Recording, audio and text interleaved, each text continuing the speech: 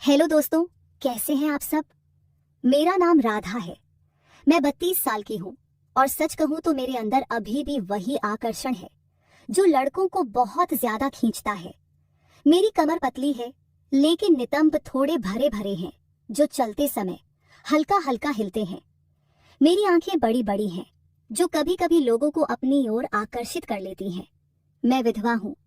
मेरा पति 2.5 साल पहले एक दुर्घटना में चला गया था और अब मैं अपने ससुर जी के साथ रहती हूँ। वे मेरे लिए सब कुछ हैं, पिता जैसे, दोस्त जैसे और कभी कभी थोड़ा ज्यादा करीबी भी लगते हैं। आज मैं आपको अपनी एक कहानी सुनाने जा रही हूँ जो बस यात्रा के दौरान घटी थी। यह घटना उस दिन की है जब मैं और मेरे ससुर जी, जिनका नाम राम प्रसाद है, एक बस में सफर कर रहे थे। हमें गांव से शहर जाना था, एक रिश्तेदार की शादी में शामिल होने के लिए। बस पुरानी सरकारी वाली थी जिसमें सीटें टूटी फूटी होती हैं और लोग एक दूसरे से सटकर बैठते हैं। सफर काफी लंबा था, लगभग 11 से 13 घंटे का, क्योंकि रास्ता पहाड़ी था और बस धीरे धीरे चलती थी। मैंने नीली रंग की साड़ी पहनी थी जो मेरे शरीर पर बहुत अच्छी लगती है। ससुर जी ने कुर्ता पायजामा पहना था। वे हमेशा ऐसे ही सादे लेकिन मजबूत दिखते हैं। उनकी उम्र करीब 58 साल की होगी लेकिन शरीर अभी भी कसा हुआ है, जैसे गांव के मेहनती काम से बना हुआ हो। बस स्टैंड पर हम पहुंचे और बस में चढ़ गए। सीटें लगभग भरी हुई थी लेकिन हमें साइड वाली 2 सीटें मिल गई जहां 2 लोग साथ बैठ सकते हैं। मैं खिड़की वाली सीट पर बैठी और ससुर जी मेरे बगल में। बस शुरू हुई और धीरे धीरे रफ्तार पकड़ने लगी। बाहर पहाड़ नजर आ रहे थे, हरे भरे, और हवा ठंडी ठंडी आ रही थी। मैंने ससुर जी से कहा, ससुर जी, यह सफर बहुत लंबा है, थकान ना हो जाए। वे मुस्कुराए और बोले, बेटी तू चिंता मत कर, मैं तेरे साथ हूँ। अगर थकान लगे तो मेरे कंधे पर सिर रख लेना। उनकी यह बात सुनकर मुझे थोड़ा अजीब लगा लेकिन अच्छा भी लगा। बस चलती रही और हम बातें करने लगे। ससुर जी ने पूछा, राधा तू आजकल कैसी है, घर में अकेलापन तो नहीं लगता। मैंने कहा, नहीं ससुर जी, आप हैं ना, लेकिन कभी कभी रातें बहुत लंबी लगती हैं, नींद नहीं आती। वे बोले, हाँ मुझे भी ऐसा ही लगता है, लेकिन हम साथ हैं, एक दूसरे का सहारा है। अगर कभी कोई जरूरत पड़े तो बता देना, मैं सब संभाल लूंगा। उनकी बातों में गहराई थी, जैसे वे मेरी हर परेशानी दूर करना चाहते हो। मैंने मुस्कुराकर कहा, हाँ ससुर जी, आपका सहारा ही तो मेरे लिए सब कुछ है। बस में थोड़ी हलचल हुई क्योंकि रोड खराब था। बस हिचकोले खा रही थी और मैं इधर उधर हो रही थी। एक बार तो मैं ससुर जी की तरफ झुक गई और मेरा कंधा उनके कंधे से टकरा गया। वे बोले, आराम से बैठ बेटी, अगर जरूरत पड़े तो मेरी गोद में सिर रख ले। मैंने सोचा ये क्या बोल रहे हैं, लेकिन वे हंसते हुए बोले, मतलब मेरे पैरों पर नहीं, बस कंधे पर। मैं हंस पड़ी लेकिन दिल में एक अजीब सी हलचल हुई। हालांकि असल में ससुर जी का मतलब सिर्फ आराम से था। समय बीतता रहा और बस में गर्मी बढ़ गई। मैंने साड़ी का पल्लू थोड़ा सरका लिया क्योंकि पसीना आ रहा था। ससुर जी ने देखा और बोले, गर्मी लग रही है ना, मैं हवा कर दूं। बस में पंखा कहाँ था, लेकिन वे अपनी कमीज से हवा करने लगे। उनकी हवा मेरे चेहरे पर और थोड़ी गले पर लग रही थी। मैंने कहा, ससुर जी, आपकी हवा बड़ी अच्छी लग रही है। वे बोले, हाँ मैं जानता हूँ कैसे हवा देनी है जो आराम दे। बस आगे बढ़ती रही और हम खाने की बात करने लगे। मैंने घर से पराठे लाए थे। ससुर जी ने कहा, बेटी तुम मुझे खिलाओगी ना, मेरे हाथ थक गए हैं सफर से। मैंने हंसकर एक पराठा उनके मुंह में डाला और वे चबाते हुए बोले, वाह तेरे हाथों का स्वाद अलग ही है। फिर बस में अंधेरा होने लगा क्योंकि शाम हो रही थी। लाइटें जल गई। ससुर जी ने कहा, राधा अगर नींद आए तो सो जा, मैं जागता रहूंगा। मैंने कहा, नहीं ससुर जी, मुझे नींद नहीं आ रही। आप अपने बारे में कुछ बताइए, आपकी जिंदगी में क्या क्या हुआ। वे बताने लगे अपनी जवानी की कहानियां, कैसे गांव में काम करते थे, कैसे मेरे पति को बड़ा किया। लेकिन बीच बीच में वे कहते, बेटी तू मेरी तरह मजबूत बन, शरीर को कसा रख। मैंने पूछा, कैसे ससुर जी।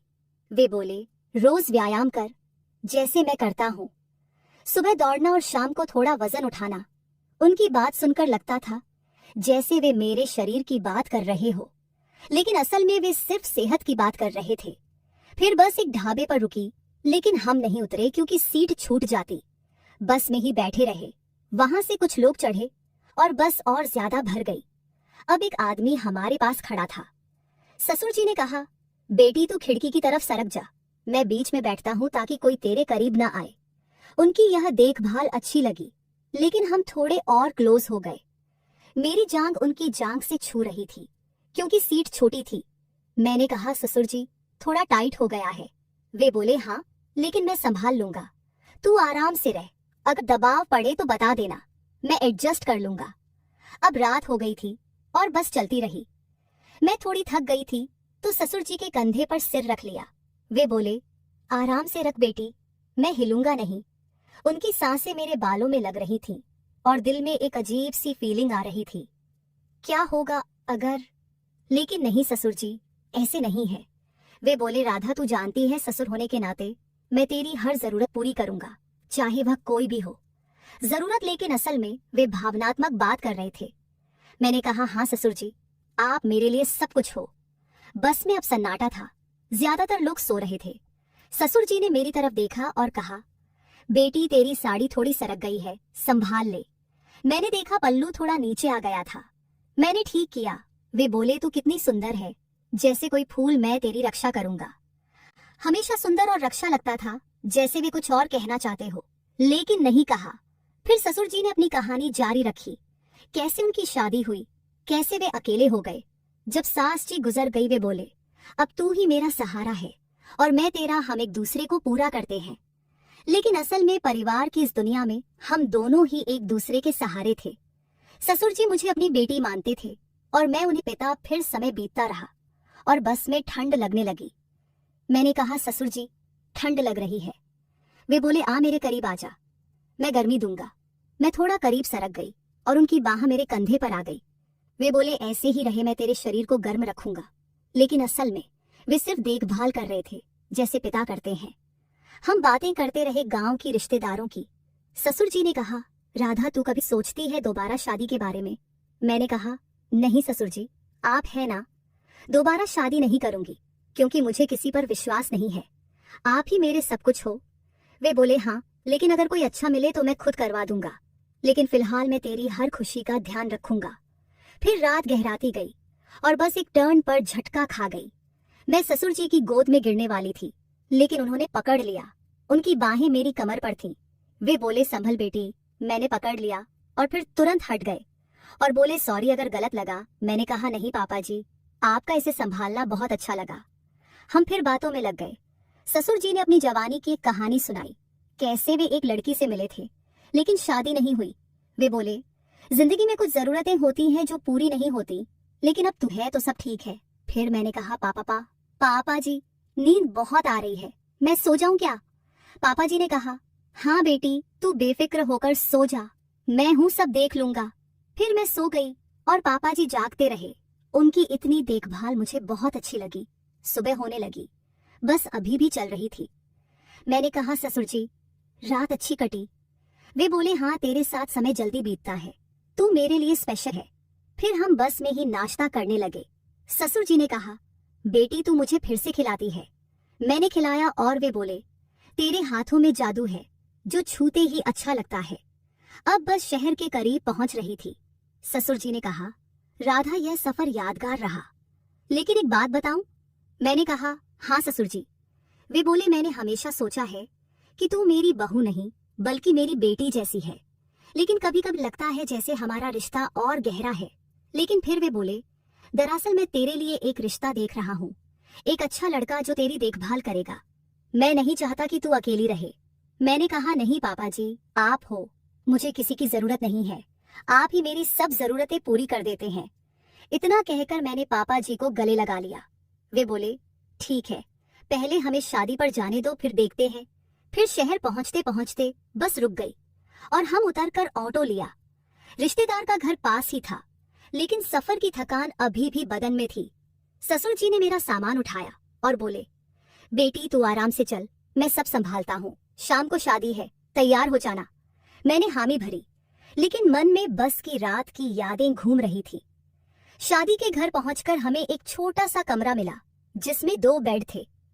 मैंने साड़ी बदलकर नहाने का सोचा। ससुर जी बोले, राधा पहले तू नहा ले, मैं बाहर घूम आता हूँ, लेकिन अगर पानी गर्म ना हो तो बता देना, मैं गीजर चेक कर लूंगा। उनकी देखभाल हमेशा की तरह थी, लेकिन आज कुछ अलग लग रही थी। नहाते वक्त मैंने सोचा, क्या ससुर जी सच में सिर्फ पिता जैसे हैं या दिल में कुछ और है? नहीं, मैं ज्यादा सोच रही हूँ। शाम को शादी में गए डांस हो रहा था, संगीत बज रहा था।